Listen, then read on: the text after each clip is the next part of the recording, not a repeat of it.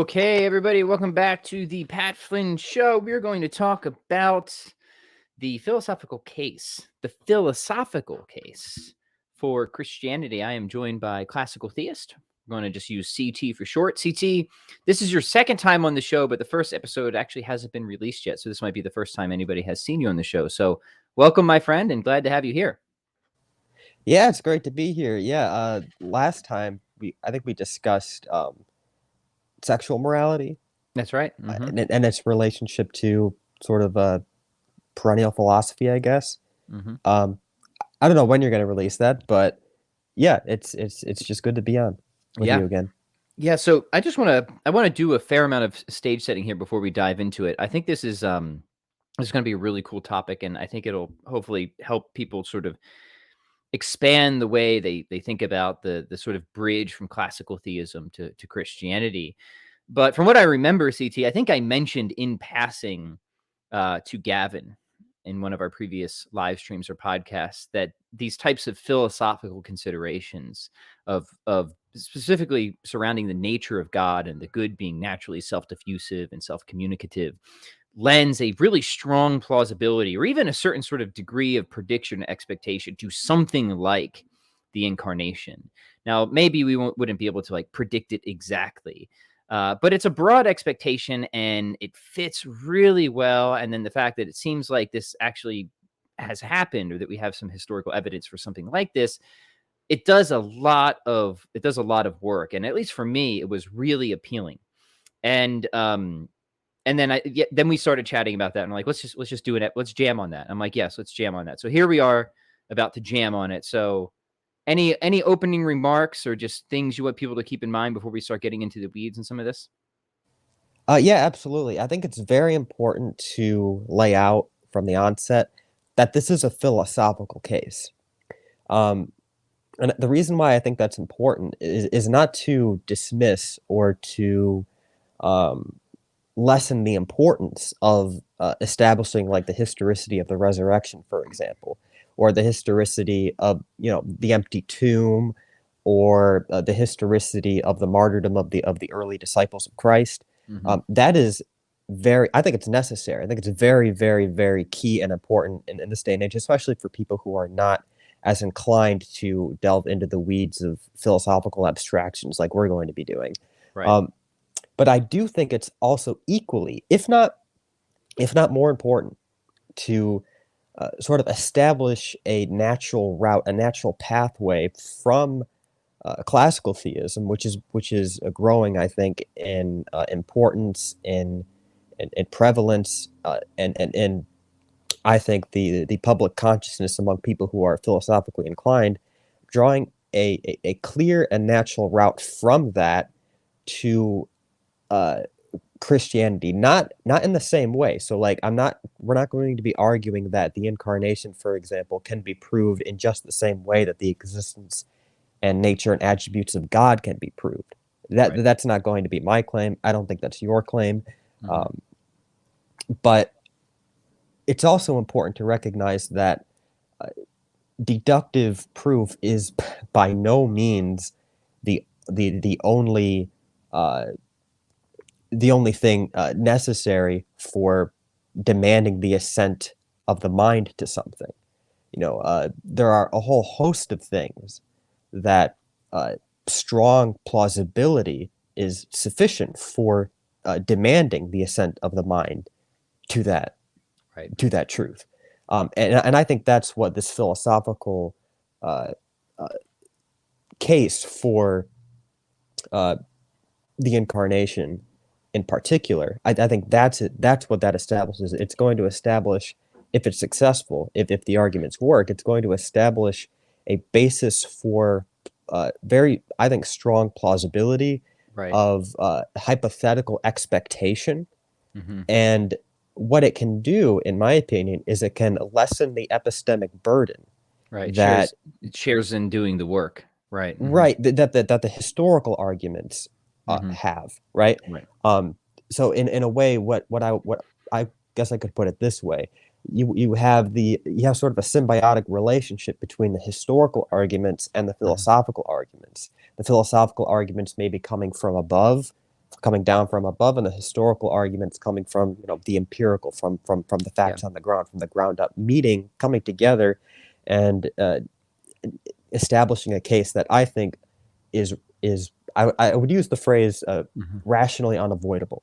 Yeah, yeah, okay, that's good. So let me give a kind of a crude example of what you're talking about, because I think this is Yeah, really absolutely. important. And so like, say that there's some sort of evidence that some dude John committed a crime, right? And it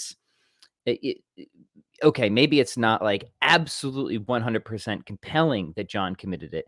But if you have prior reasons to think that John would commit a crime like this, so say that he's got a felony record, right? And John's character, and he's even said in some sense that I think I'm going to go rob this store at a particular time. And then it just happens that you have evidence that fits with those prior expectations, right?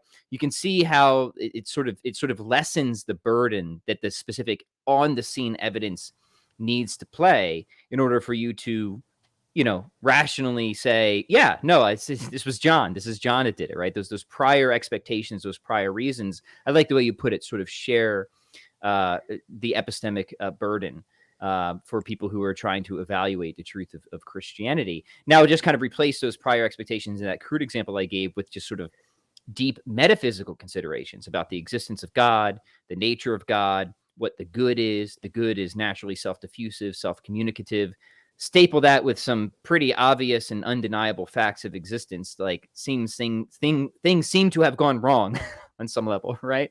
Right.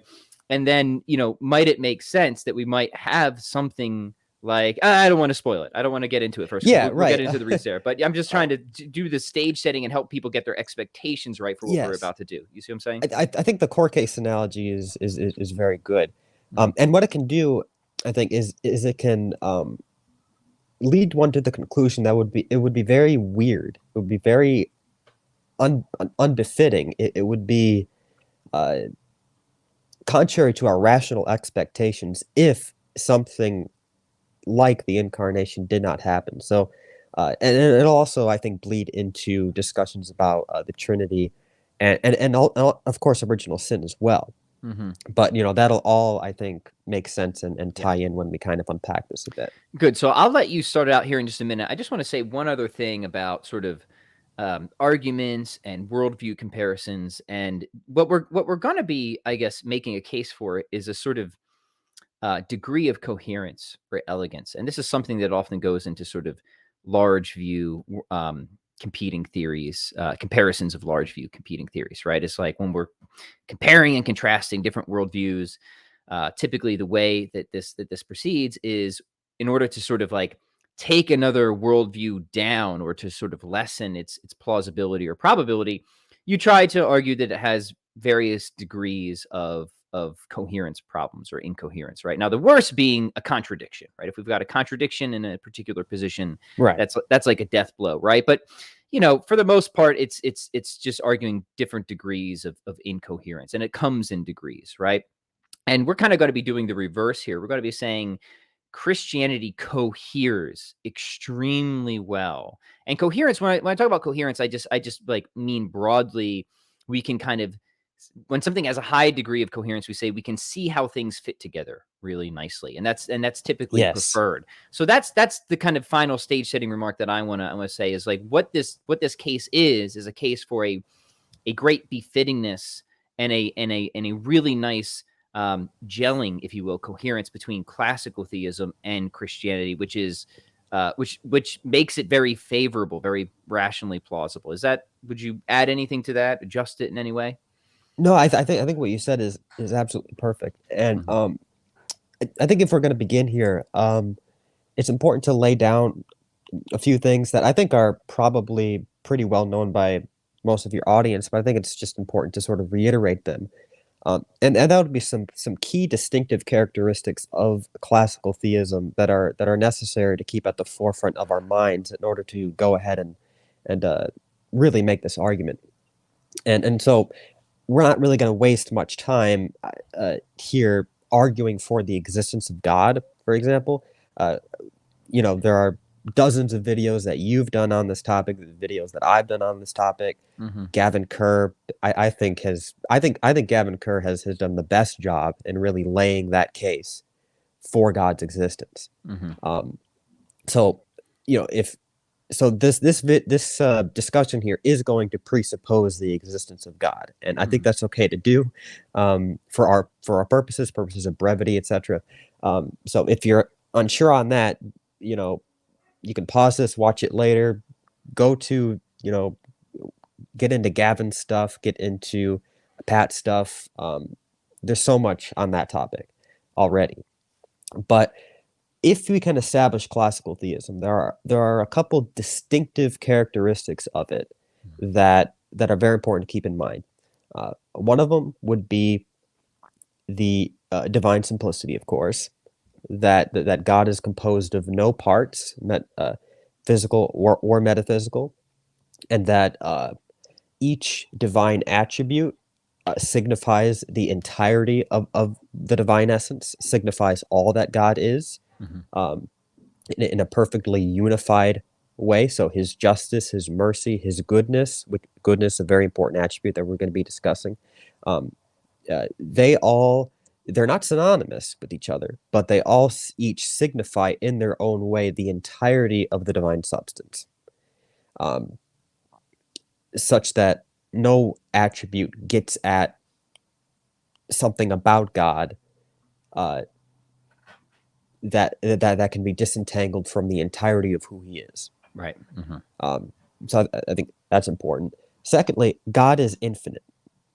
And this follows from classical theism, because if we understand that God is pure being itself, the pure subsistent act of existence itself, we understand that there can be no limitation on the divine, because if there's a limitation on the divine, then he can't be the pure subsisting act of existence itself, because he would be delimited by some particular mode of existence, some particular mode of actuality, which would therefore enter into the divine uh, potency. Because as we know from Thomistic metaphysics, not just Thomistic metaphysics, mind you, but just scholastic metaphysics generally, actuality is only limited by potency. So if you take potency out of the equation, which you have to do in order to assent to God as pure actuality, then God has to be infinite. He has to be completely without any sort of limitations whatsoever. Right. No Uh, boundaries, no restrictions. Yeah. right, exactly. Uh, the third thing would be that God is goodness itself. Hmm. Um, God is not only being itself, he is also goodness itself. So maybe we can talk a little bit right now about what we really mean by goodness, because Yeah, this is we should. crucial, This is a big critical to one. the argument. This is the heart of it, really. Um, so I don't know if you want to give any preliminary remarks about that, then I could bounce off of that, or I could go first. Or Yeah, let me just say some preliminary remarks about your preliminary remarks. What we're doing here is we're trying to, arguments are always aimed at a particular audience, right? And a good argument is one where there's a tension proposed, um, for the audience members, and it's a good argument if they could resolve that tension by rationally accepting the conclusion. So what we're going to be doing is we're going to be putting out various commitments that certainly I think philosophical theists should find very attractive or might otherwise already be committed to, and showing how these give a really strong anticipation or expectation of really the core doctrine of Christianity, which is the incarnation, right? Um, so I emphasize that again because you can't and shouldn't be expected to prove absolutely every single thing in every single podcast, right? So we're coming in here with various assumptions, but the convertibility principle of goodness and being is going to be one of the kind of critical hinge points here that we're going to focus on. So I think it is worth spending a little bit of time talking about what this principle is, why do we believe it, and then what are its implications. So yeah, back to you then on that. Mhm. yeah, absolutely. So this convertibility principle, um, what is it really saying? It's saying that being, and what do we mean by being? Like that which is real, that which bears the character of actuality, that which is um, that really that which is, right, Mhm. full stop. We're saying that this phenomenon of being is in reality identical to what we mean by the good Mhm. or goodness itself. So, to give sort of a broad Aristotelian definition of goodness, we have, from Aristotle himself, that which all things desire. Or to put it in more broad metaphysical terms, that which a thing is inclined toward as uh, that which a thing is inclined toward for its own perfection. Because I don't think there's really a definition of goodness in the world that doesn't have something to do with perfection, right? Right. Mhm. And so, what do we mean by? So then we have to ask the question: well, what is perfection? If goodness is that which a thing is inclined toward for its perfection, can we define perfection without being, without actuality? Mm. And I think that our contention is going to be no. Perfection is determined precisely by the degree to which a thing conforms to what it is by virtue of its actuality. Right. Um, uh, and we can use all sorts of examples to establish that. How do we know that a heart functions in a good or bad way? Well, we know this by discerning, well, what is a heart? What are the what is the functionality that flows from its very nature as a heart, for example? Mhm. Mhm. Um, and an unhealthy heart is one that performs in such a way that frustrates or does not fully perform according to the demands of its nature of Mhm. of its of its uh, of its actuality. Uh, and, you can apply the same thing to really anything. A classic one is to use geometrical figures, right? Um, uh, a badly drawn triangle is one that, insofar as it is bad, does not conform to its geometrical definition as determined by that that actuality of what the triangle is. Now, if you want to talk about natural substances, you could talk about form and matter, right? Um, a a good natural substance is going to be good in the measure that it conforms to uh, uh, the demands of its nature, which Right. is determined by the form it receives, Mhm. the substantial form of the thing. So, in every one of these instances, perfection is always uh, tethered to the degree to which a thing is more or less actual, Right. right? It's never anything over and above its being, right? And I think this is gonna be, critical. So I think those were some good, really good examples, CT. I appreciate that. And I see some comments and questions coming in here, so we can even be more, um here's a way I would put some of this, right, for people who are concerned about the convertibility, thesis, right? So we would say that some X is a good K, just a type of kind, right? When we say X is a good K, that implies that X has features relevant for being a member of K to such and such a degree, right? Which is really just a fancier way of saying what you were already saying there, right? In which case, being a good K is nothing over and above having the relevant features to such and such a degree, right? In which case, being a good K just is being a K with relevant features. Call those F, G, and H, whatever they are, right? In which case, being and goodness are identical when considering a good K. And we can go even further because we can say for all X, right, whatever that is, if X exists, there's some sort of primary kind K such that X is a member of K and X would not exist if X were not a member of K, Right. right? Right? Just trying to think through this, right? Then what that means, here's the critical point, right? That means at the first moment of X's existence, X has the features relevant for being a member of K, in which Yes. case at stage one, X is a good K, hence X is existing as good, in which case being and goodness are identical. So Yes. there's a quick And sketch for people who want to be, yeah. I think it's important to sort of broaden our scope of what is entailed by being or existence because um, a lot of people, when they think of the concept of existence or the concept of being, well, they really just think of efficient causality, right? That which inaugurates the um, coming into reality of a thing, and really Mhm. nothing more. But I think St. Thomas's insight is to see goodness through the lens of final causality, Yeah. Hmm. in particular, such that um, a thing's coming into existence is always ordered toward uh, fulfillment of that thing's very act of existence itself. Right. Right. Right. And it's in that fulfillment that uh, a thing becomes much more conformed all the more richly to its actuality.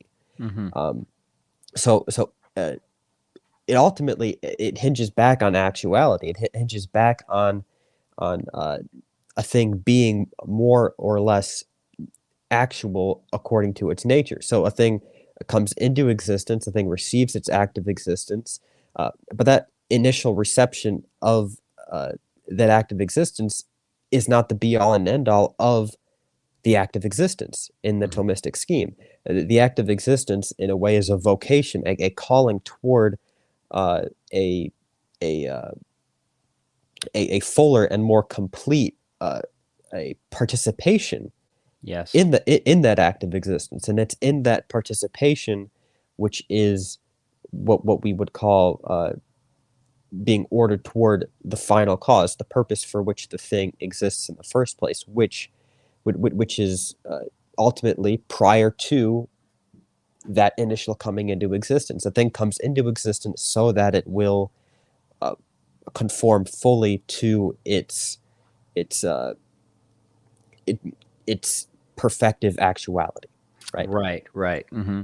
And so I also want to emphasize, right, that just in the sense that we have restricted actualities, and say the de ante argument gets us to the unrestricted, non-contingent absolute, the pure act of existence existing through itself, right? That unrestrictedness of being is going to carry over to the unrestrictedness of goodness and perfection as well, Right. right? So maybe And just give some. Oh, sorry. Go ahead. yeah, no, I was just going to say, and we have to keep the tool of analogy firmly in hand when we're doing this, right? Because just as being comes in many ways, goodness comes in many Yes. ways as well, right? So that's why I wanted to emphasize the language of relevant features, right? So God is unrestrictedly supremely good, but his mode of goodness very different than our mode of goodness, right? Because one thing we're only good by participation. God is good per se in an unrestricted way too. So Right.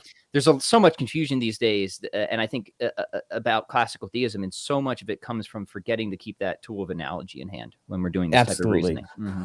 So I yeah, think it might go be ahead. important to maybe give some concrete illustrations, some concrete examples to maybe help keep these principles in mind going forward, so that they're not remaining thoroughly abstract and difficult to read. So maybe we could use just an example of a tree or something, uh, where the tree comes into existence, right? And that initial coming into existence uh, orders the tree toward fulfilling the demands of its nature all the more fully and all the more richly, such as, blossoming forth, growth, uh, ultimately setting the stage for reproducing other trees, right? Um, these features flow from the initial reception of the act of existence. Hmm. The act of existence flows down through the form of the tree, the form being that which uh, determines the definition and identity of what the tree is, and then down through the matter, right? The uh, individuated uh, uh, particular substratum, as it were, Hmm. which accounts for the individuation of many different trees, right? Um, and the tree is good or bad to the degree that it conforms to that uh, that actualizing principle of its own form. Hmm. and that actualizing principle of its own form is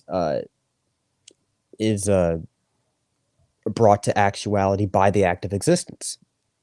So it's important to keep in mind the hierarchy here, right? We have matter, form, and above both of these, you have the act of existence.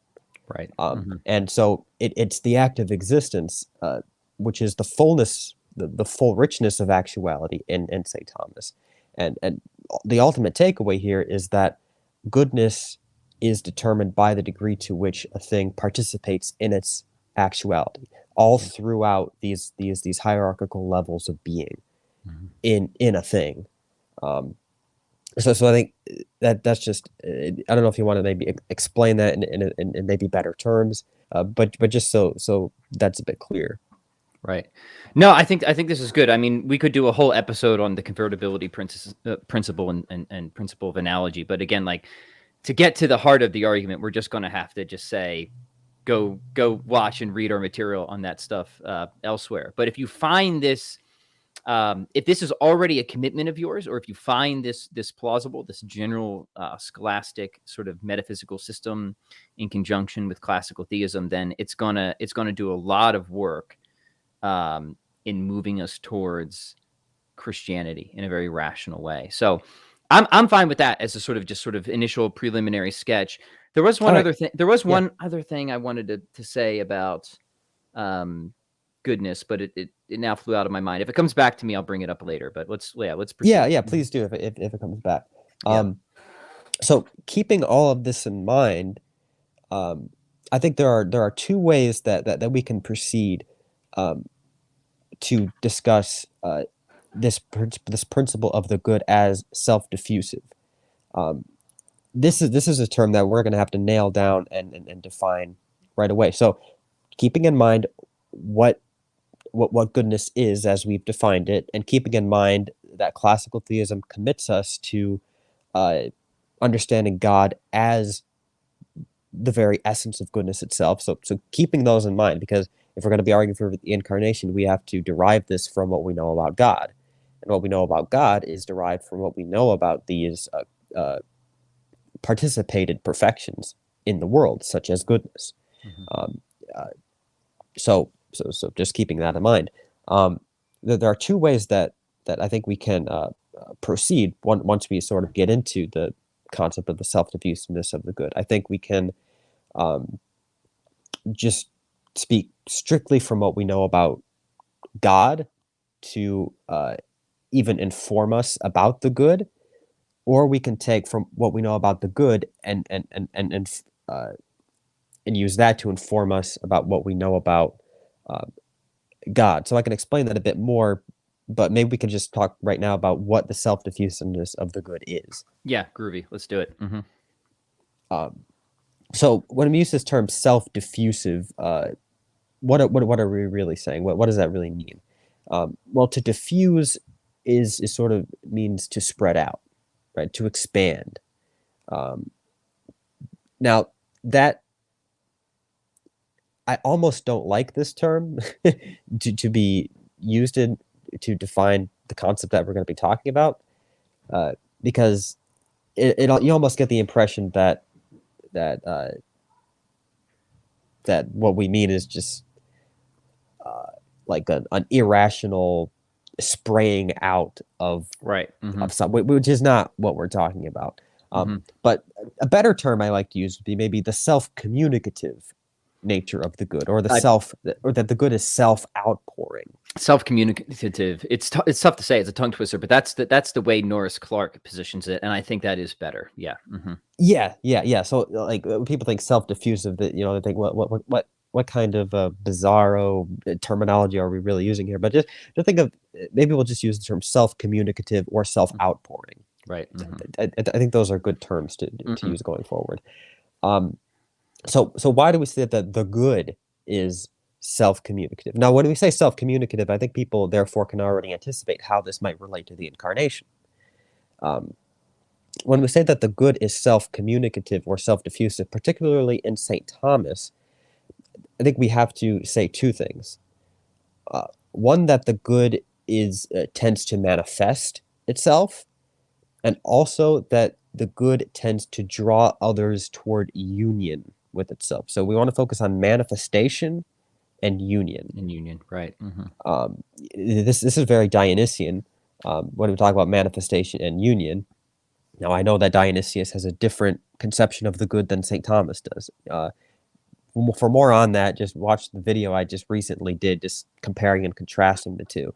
I think you'll find that St. Thomas's picture of the good as the fullness of actuality, as opposed to being beyond being, which is Dionysius's view, Right. or pseudo Dionysius, I should say. I think I make the case for how that better complements what Dionysius is aiming for, but I just got to put that out there because we'll get people in the comments saying he's saying he's Dionysian, but he's not really because he's following St. Thomas, and Right. you just got to cover your bases. Yeah. But anyway, so yeah, when we said that the good is self-communicative, why do we say this? Well, like I said, I think we can establish this toward two routes. We can establish this by focusing on what we know about God, or from what we know about actuality in the created world. So maybe we can start with the created world. Starting with manifestation. How do we know that actuality tends to manifest itself, I guess, is what we could say. Well, we've already established that or at least we should know from metaphysical commitments, that a thing that is in actuality only acts insofar as it is in act, right? Because actuality is always antecedent to potentiality. In other words, something has actuality, or rather, I should say, potentiality cannot be reduced to actuality unless actuality is prior to that potentiality. I think that's pretty understandable. So what does that mean? That means that potentiality is only reduced to a state of actuality by conforming itself to that actuality. So what does that mean? That means that actuality has a tendency to produce its own like, that something in potency might receive that actuality and become actual itself, right? We can use a whole host of natural examples to explain this principle. Think of the light of the sun. What does the light of the sun do? What does the actuality of the light of the sun tend to do? Well, it tends to produce its own like. It tends to produce similitudes of itself. Shades of light, rays of light, I should say. Illumination. The sun tends toward illumination.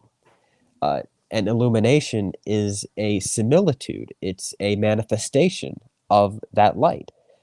Similarly, we could discuss, like I said, we can go back to vegetation. The tree produces its own like through the acorn, right? Its actualizing power tends to produce its own likeness, and that is because actuality can only come from actuality, and things that are actual have a tendency to produce that which is like itself. So that's manifestation. Is there anything that you might want to add to that, and any additional comments? No, I think it's just those are good. I mean, some of these examples are so obvious and everyday. People might be wondering, well, why are you even bothering stating them? But it'll tie in eventually. So just be patient with us. There's payoff to some Right. what might seem like trivialities at this point. And yeah, I mean, there's also just is the interesting reflection that Norris Clark invites, that to think of something being actual but not present. Like, it doesn't even make sense, right? Yeah, I remember him saying that. Yeah, how could some, like, just meditate on that there's something that's actual but is in no way present, in reality in any sense. It just seems fundamentally absurd. So, like, that's what an active existence is that which distinguishes something from nothing, makes it actively present in Yes. reality and able to be in relation in community with all other real beings. And a lot of kind of what we're going to be drawing on here, already are drawing on, are insights from one of my favorite schools, which are Thomistic personalists, right? And what personalists do, or what they've done, is they've Clark is pretty big on this. He says the seeds are all there in St. Thomas, but they weren't developed in St. Thomas, right? The Hmm. seeds to see the inner relationality of being. To be is to be Yes. substance in relation, right? And even being in its most unrestricted form, being inherently personal, right? Which, obviously is we're talking about the Trinity there at the Very end of the evocative day, of the right? Trinity. Yeah, Yes. very evocative of the Trinity. So there's just these great sort of metaphysical insights that you are not going to find all of these directly in St. Thomas. I just want to be clear about that. But if you follow in the tradition, especially the Thomistic personalists, that's where you're going to get a lot of, I think, this really rich development and deeper reflection on just the very nature of being, and Hmm. the inherent relationality, not just the goodness is a big part, but the relationality, and even being as personal when it's most fully being, right? Being most fully is fully personal is another Right. big theme of Father Norris Clark. So I just wanted to add those considerations in, just to kind of supplement what you're saying. But yeah, please continue Yeah, on. I think that's great. Mhm. Yeah. So just maybe to give one last sort of metaphysical illustration of to establish this principle of the good as self-manifesting. To think of the relationship between form and matter Mhm. uh, in our hylomorphic scheme, right?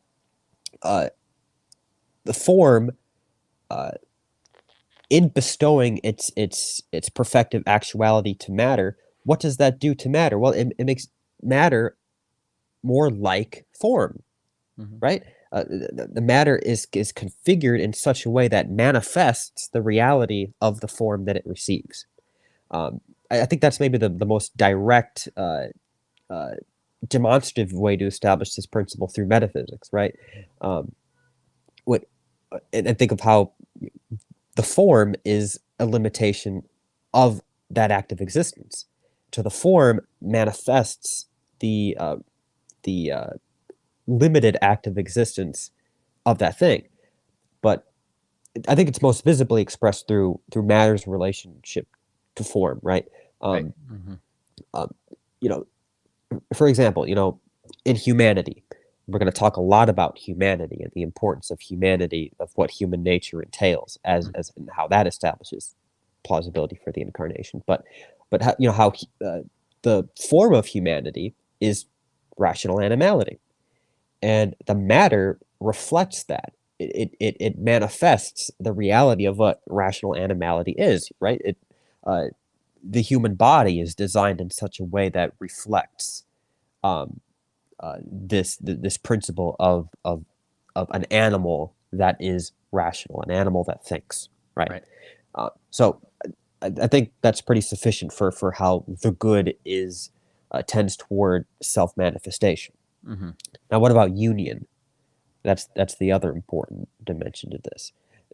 That the good is self manifesting, and it tends toward drawing other things into union with itself. Um, this, I think, is again. Let's go back to the form and matter relationship. Um, uh,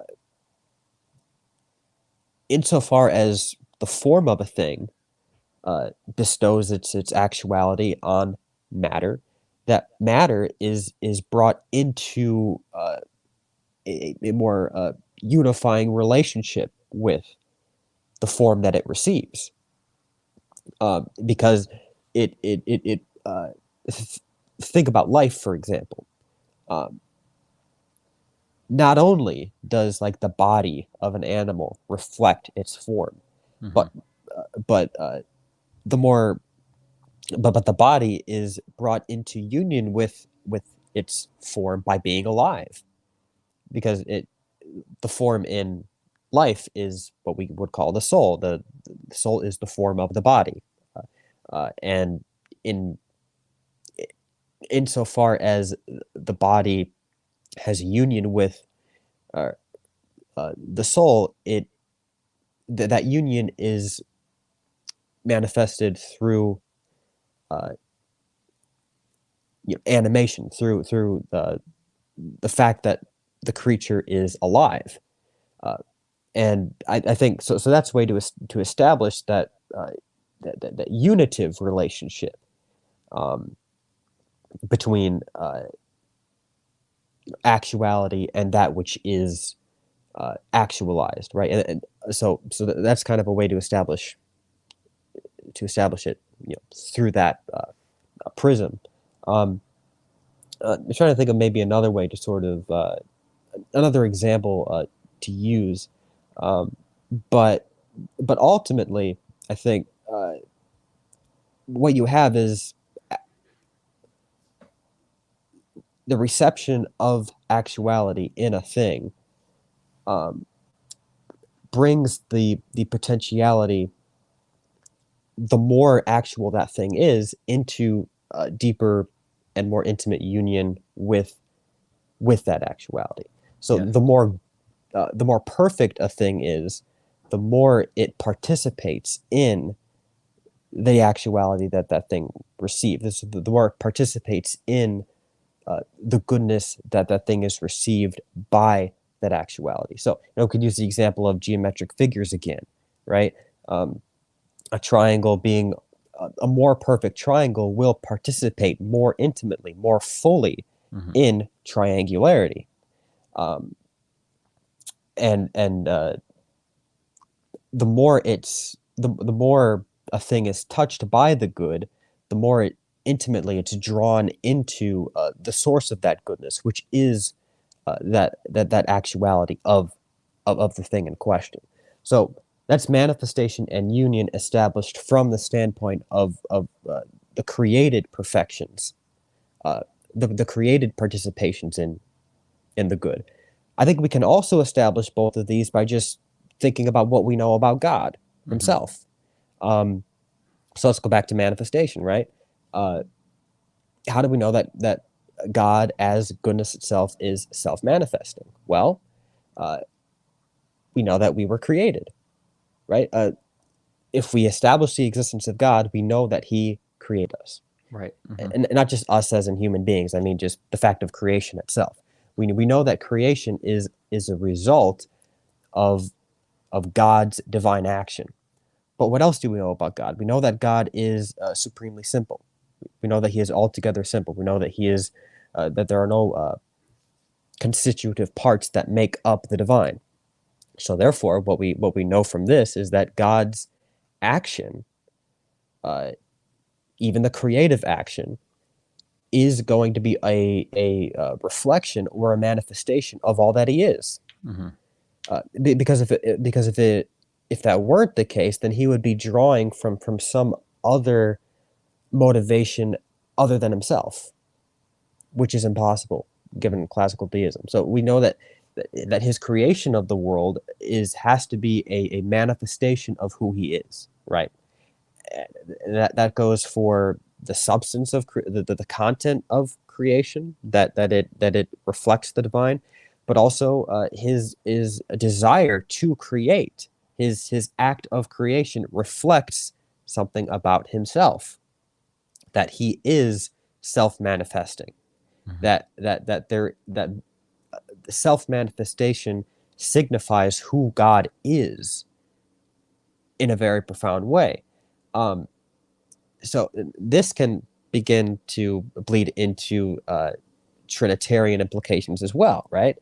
Because if we know that God is within Himself self-manifesting, given the fact of creation, then and we know that creation is not a necessary emanation from God, that God was not compelled to create, because that goes against what we know about God as fully perfect in Himself and not needing of anything outside of Hmm. Himself, right?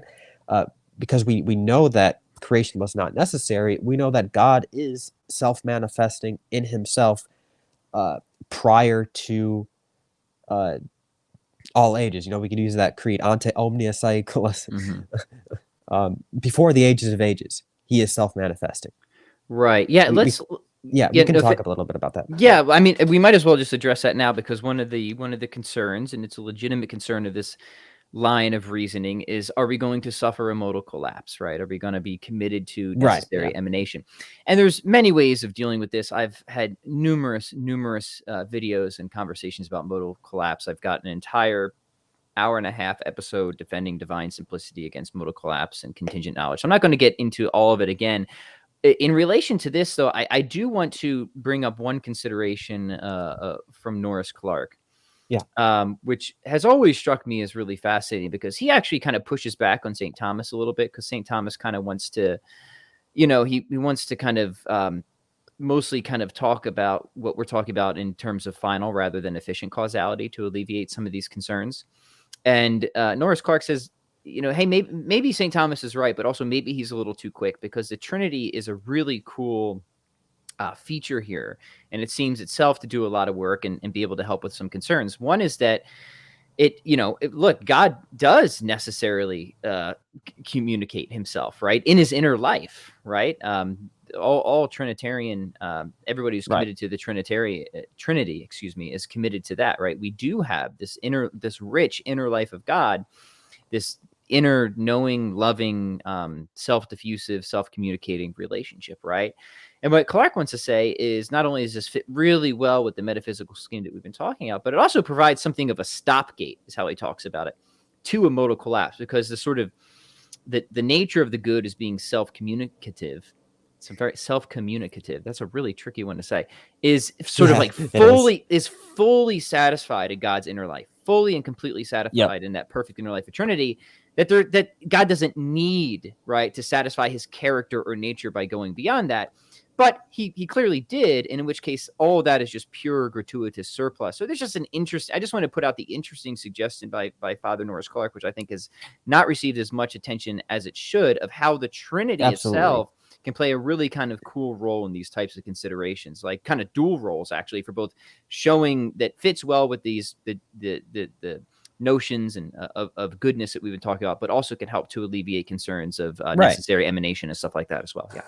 Yeah. Because I mean, it's not to say that this principle establishes explicitly, paternity, spiration, generation, Relational opposition you and all know, that. y- Yeah. I, Yeah. but what it does establish is that there should be within God an internal mechanism by which he is self-communicative in himself Mm-hmm. prior to the ages of ages, prior to his free decision to create the world and manifest that inner fecund divine life outside of himself. That this if it's not fulfilled in himself prior to creation, well, well, then it really does start to seem like creation is this necessary overflow of divinity, that God is limited in some way, that he is compelled to to overflow, right? Mm-hmm.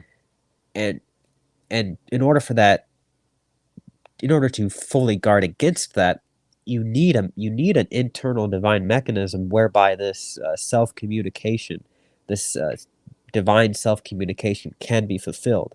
Mm-hmm. And I think the Trinity, once it has been revealed to us, coheres with that. To use the word that you brought into the discussion, I think very wisely, it coheres best with that principle. So that's sort of an aside on the Trinity, because Mm-hmm. again, if we're talking about Christianity generally, Christianity has two main distinctive doctrines. It's not just the incarnation; it's also the Trinity.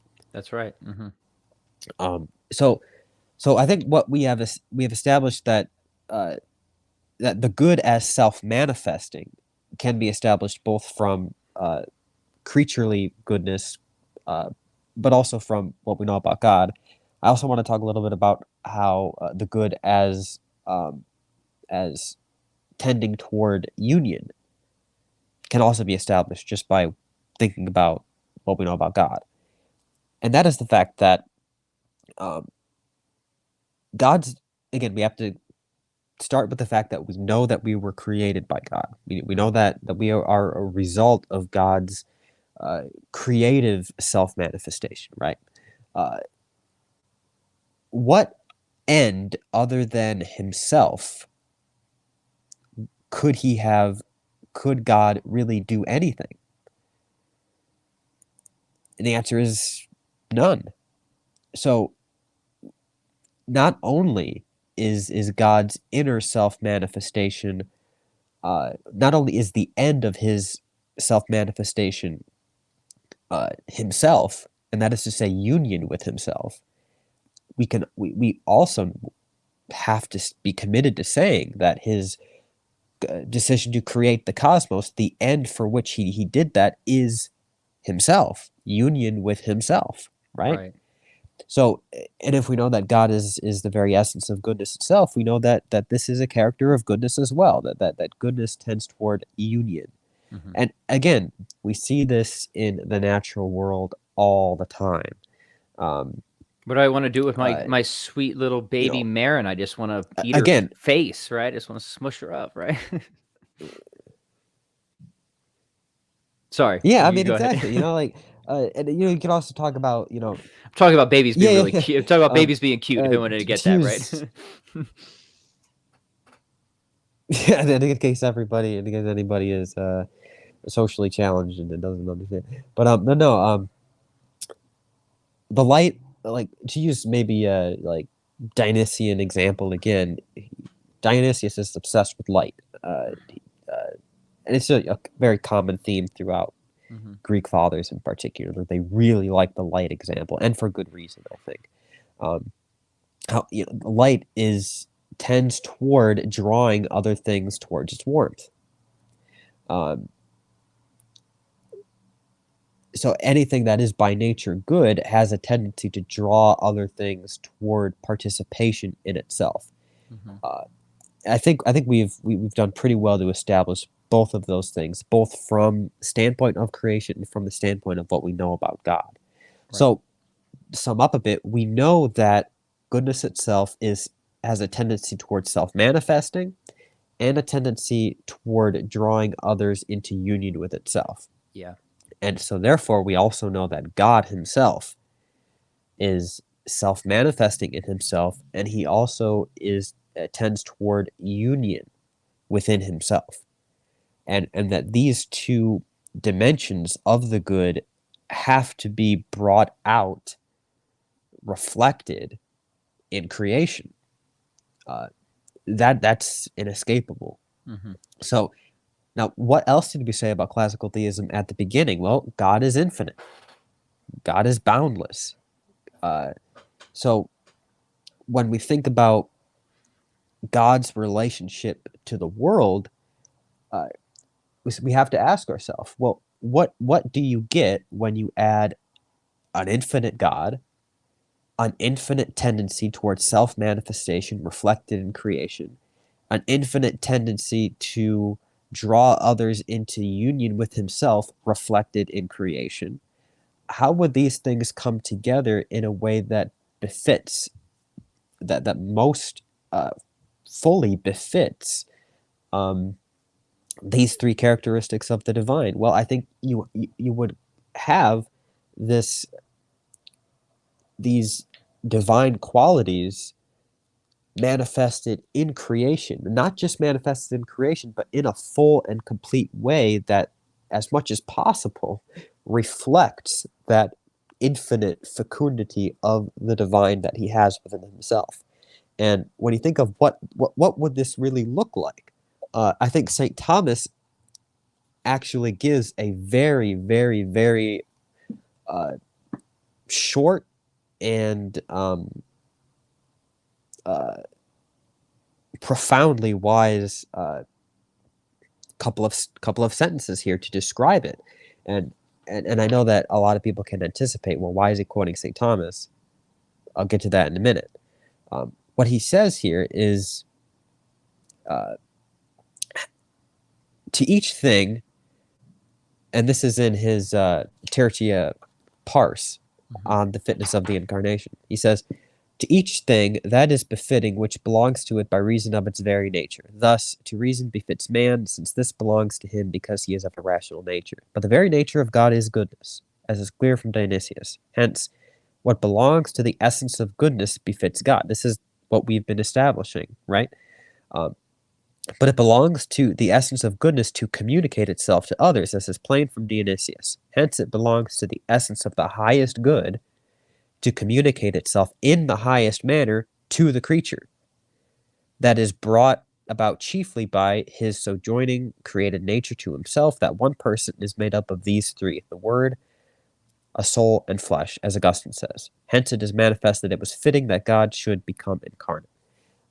So, what we have here, what would be the most befitting way for these truths to come together, would be a a a, a full and complete self outpouring of divinity into creation as such. Now, Mm-hmm. how do we get creation as such all together um, into this union?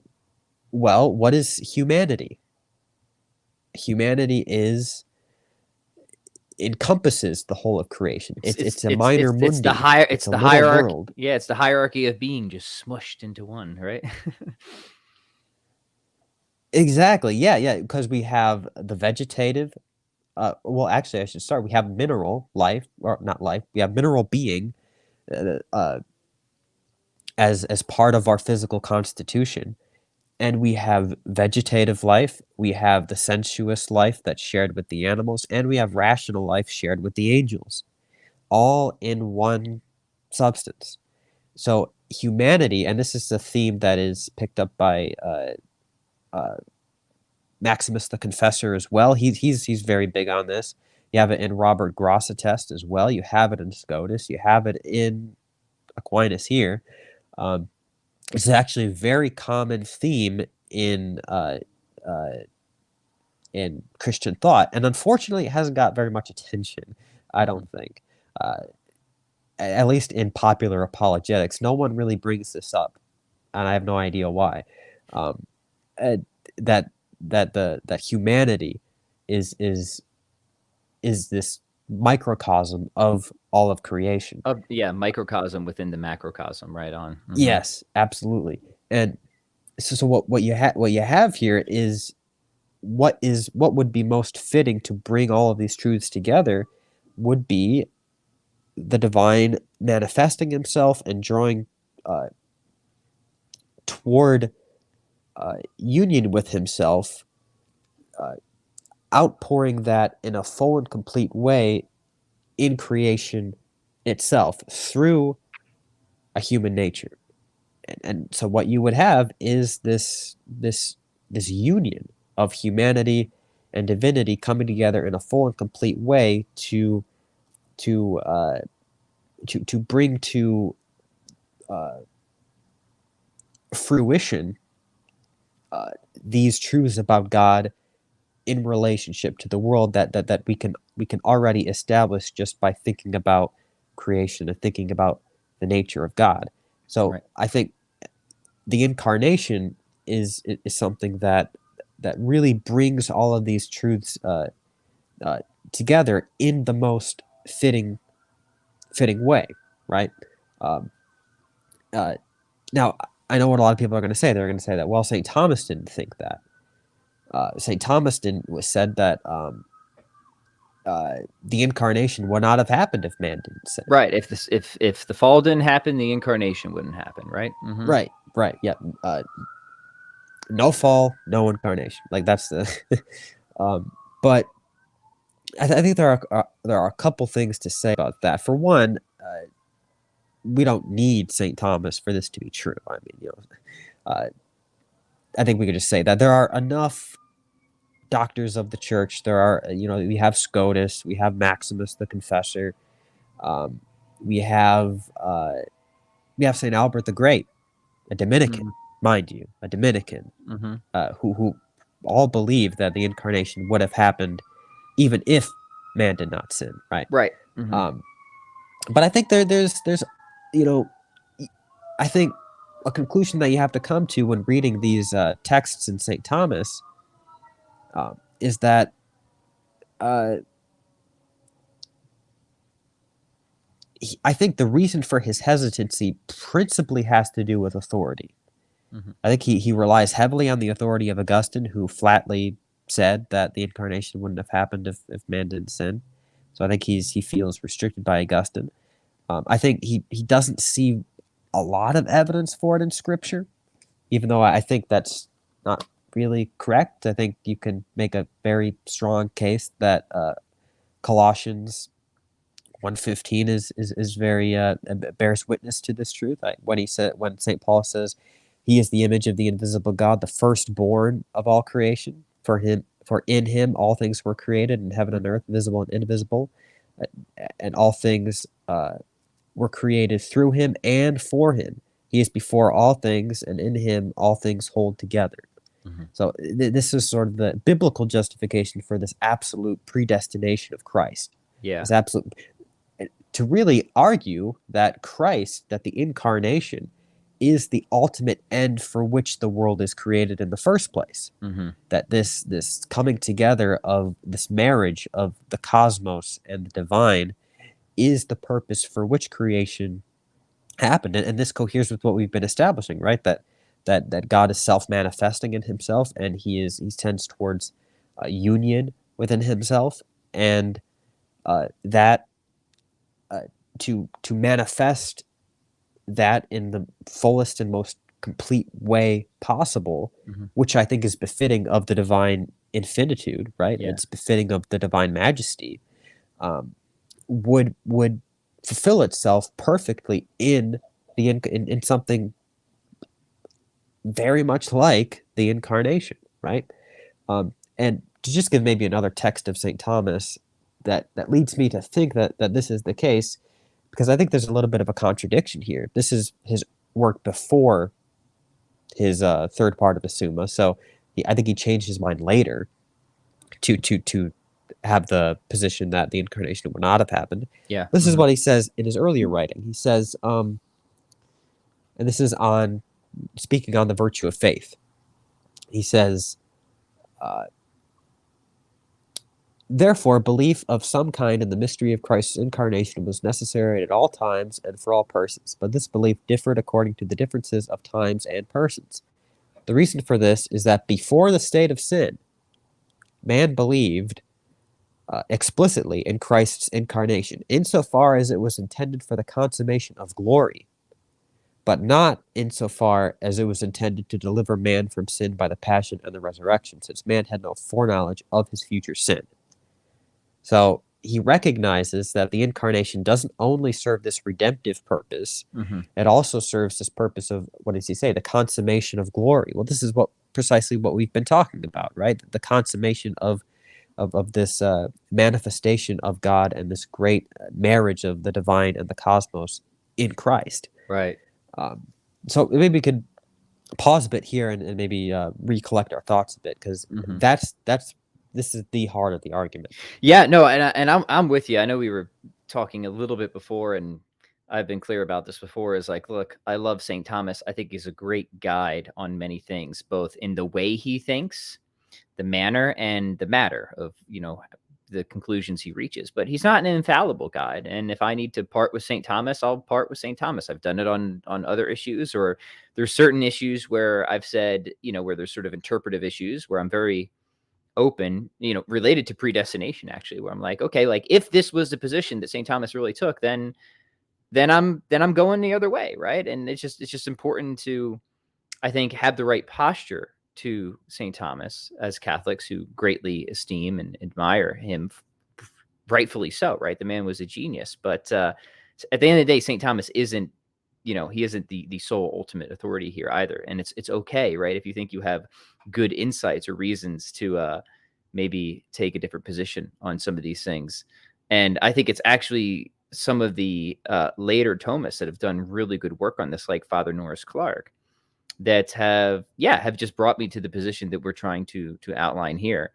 And I also just say, like, this was something that was very attractive to me just independently before I really kind of like, it was influential in my own becoming Catholic as well, because you find these insights, of course, not just within but without the Christian tradition. And it sets up this rational expectation, this rational anticipation, and then you just kind of like see that on the scene that it fits so well, and you're just like, oh yeah, of course, right? Like, yeah. And then like the fact that there's an historical case to be made for it as well is of course really important. But the fact that it's just there, um, this moment in history where Christianity just sort of exploded onto the scene with Right, these exactly. radical claims, it fits so well that at the very least it should just make everyone pause and just kind of scratch their head a little bit. You know what I mean? And it's also important to recognize that, the apostles who died for this belief, they weren't dying for these philosophical abstractions. They were dying because they bore witness to something in Right. history. Yeah, they weren't doing the weedy metaphysics that we are like, no, No, this has to be true given like these metaphysical convictions. No, they were there, these were they not witnessed it. Yeah. Neoplatonists. Right. Yeah. 100%. These were men who saw something. Right. Very What does St. John say in a very explicit way? Who we have touched, who we have seen, uh, Christ, who we have seen, who we have touched. He's emphasizing the radical concreteness of the witness mhm. of what he saw, of what was seen, what was touched, what was experienced. Yeah. And that's why they went to their death. They weren't doing this abstract metaphysics. It's so what we have so what we have, just maybe step back a bit, Yeah, when we is we summarize and have this recollect. rational, yeah, we have this rational expectation that I think you can derive that from the arguments that we've been giving, um, that it's most rationally plausible, most fitting that there would be this unification of the microcosm of creation with the divine himself. Mhm. That this would be that this would happen. That we can It expect makes this. good sense, right? Mhm. Yes, and then you look into history, and you see this explosive movement born out of witness, not Mhm. not out of abstract metaphysics, born out of witness, uh, but nevertheless predicated precisely on these claims, these claims that not only that God is uh, self-manifesting and unitive within himself in the triune life of Father, Son, and Holy Spirit, but also that he has entered into creation in such a radically unified such that it's one person in two natures. Mm, mhm. You know, this isn't just a very close relationship. This is the hypostatic union we're talking about, Right. right? Mhm. And these two doctrines, I think, really do fulfill what can be expected by reason. And I'll go a bit further than this. Even we can also understand, even without divine revelation, that we have this. We as individual human beings have this yearning for God. And we are endowed with intellect and will, and as such, we have God as our last end. We want to know the first cause, and we want to have union with the first cause of all things. That can be established by reason, I think. Um, but we also know that our ordinary manner of behavior, our ordinary manner of existence, radically pulls us away from that. And we know that we know we have no means of attaining that final end. If you want proof of this, try to think of what God's essence is. Go ahead, try. You Mhm. can't do it. You can't do it. There's no way to do it on our own. We know that. That's obvious. Mhm. Um, you're not going to get there by just philosophically contemplating the first cause, and you're not going to get there through Neoplatonic theurgic magic. Okay, Right that's not on. going to get you there either. The way of you know that's just there's no way to to bring about the beatific vision in ourselves. We Mhm. cannot conjure that up within ourselves. In fact, the opposite is true. We are we are always drawn to our passions. We're always drawn to irrational behavior. We're always drawn to behavior that draws us away from the good. So we know that. So given that fact of our experience of human brokenness, um, would it not be fitting that as part of God's self-manifestation in the world, as part of God's coming together of humanity and divinity, uh, to bring us, who are participants in this human nature that He created for this ultimate, for the purpose of ultimate glory, would it not be fitting for Him to use this means as a way to bring us out of this state, Mhm. and to participate in Him in this body mystically?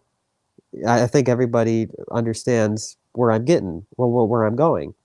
That this that the Catholicism in particular, Christianity generally also has this concept of the mystical body, right? But Catholicism really hinges on this that incorporation into Christ is being united in His mystical body, so that the church, the sacramental life of the church in particular, is that incarnation in history. Right. Uh, Mhm. it is that incarnation, uh, made present to us. Mhm. That those two characteristics, manifestation and union, proceed out of the incarnate God through the sacraments of the church, Yeah, and I through wanna the highlight church that. herself. Yeah, CT, because this is something that really has always struck me. It still strikes me and made me very much inclined to the Catholic paradigm. Is the theme of this conversation is coherence and befittingness. And Yes. what is the Catholic Church? Well, it's extremely befitting of human nature, right? That if God is going to pull us into union with Himself, He's going to do it in a way that befits the mode of being of the creatures in consideration, right? And what are we? Well, we're rational animals, yeah, but we're also rational social animals. We're rational social physical animals. We're rational Yep. social physical dependent animals that depend on tradition and authority for many things, that are inclined towards hierarchy and institutionality, right? So all of Yep. this is just so utterly befitting, and to me just shows a great understanding of human nature, which of course God would have, that again are just like, are they deductive proofs? No, but for me there was just weight in the scale, weight in the scale, weight in the scale, weight in the scale. Exactly. You see what I mean? Exactly. And I think that's very important to underscore that yes, we are not, these are not deductive proofs. People might say, oh well, you're making leaps and bounds. You're not uh, uh, connecting everything together by absolute deductive proofs. That was never the intention. That was never the intention. The intention was to articulate the coherence of Christianity with what we know from metaphysical commitments that are demonstrable, that are Mhm. deductively certain, Right.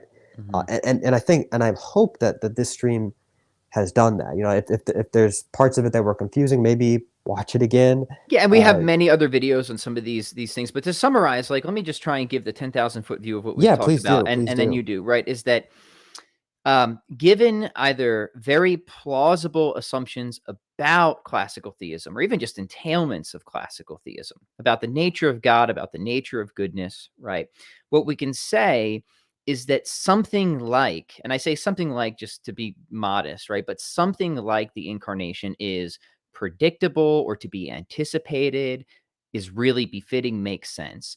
And given that we have a hypothesis that makes a particular sort of prediction, if we then see a data point that seems to fit that right mold, what that does is that counts really strongly in favor of that hypothesis. And I love what you said at the beginning, is this helps to sort of share the epistemic burden, right? If we already have prior independent philosophical, metaphysical considerations to think that something like the incarnation would occur, and then we have, let's just say decent, I think it's much better than decent, but decent historical evidence that the incarnation did occur, was attested by people who were willing to Right. die for it, right? And who weren't thinking about these things. And who weren't doing the abstract metaphysics. It's got to make you just like go, yeah, not a deductive proof, but it's got to just make you go, I should look into that, right? It's it's That kind of seems like really interesting, it's kind right? of like what Gavin Kerr says, and I don't mean to drag him into this because I know he doesn't necessarily It's all accept right. this thesis. He can take it.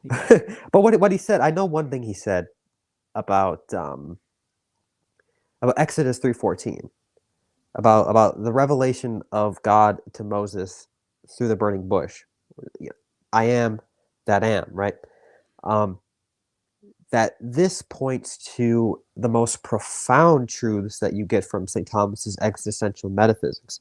And we know that Moses, although Moses was not just some, I mean, Moses had profound insights in philosophy and philosophical thought. Don't get me wrong, but I do think that that there's a similar thing going on here, right? Where I don't think Moses was necessarily speculating about existential metaphysics, and because of that, he wrote this tale about the burning bush. Okay. Right. Right. Similarly, uh, I think even more so with the apostles, who we know were not philosophers, right? We know that about them. Um, we know that they were humble fishermen. That they go to their deaths, or at least that is historically plausible. If we're thinking outside the framework of revealed theology, that it's historically plausible that they went to their deaths based on this historical witness, not on abstract metaphysics.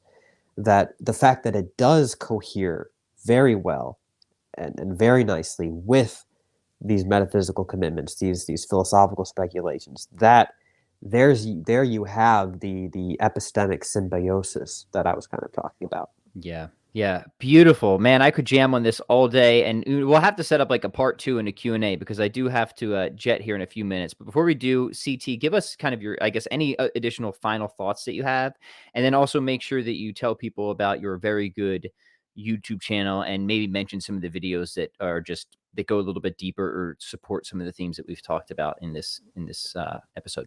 Yeah. So I actually think you summarized it way better than I could have to just close it off. I think what you said was perfect. What I will say, to get into further information that I've done on my channel, I have the video An Argument for Christianity, where I develop these metaphysical commitments about the good as self-diffusive, and about um, you know uh, how we know that God is goodness itself and such. I go into that in much more detail in that video, An Argument for Christianity. I also have a video about how the Trinity saves us from pantheism, so that establishes more like the Trinitarian dimensions of what we've been talking about. I plan to make more on this subject too, maybe even with you, now that I know how closely united we are in this in this idea in particular. I didn't know that. I mean, I didn't know how you came to these conclusions parallel with my own thinking. Yeah, and the short of it for me is the Thomistic personalists were deeply Yeah. influential Yeah. to me. So you can check out my YouTube channel. It's Classical Theist. If you want to follow me on Twitter, you can go ahead. My Telegram is t.me/classical theist. But it's really been an honor and a pleasure to be with you again, and hopefully we can discuss this more in the future. Yeah, likewise, CT. I'd love to do another extended episode, maybe me, you, Gavin, and I know there's always lots of great questions and comments, so maybe we could just do a general Q&A one at some point here in the future. I think that'd be a lot of fun. But in the meantime, gentle listeners, thanks for tuning in. Please do like, comment, share, subscribe, and we'll catch you on the next episode. Adios.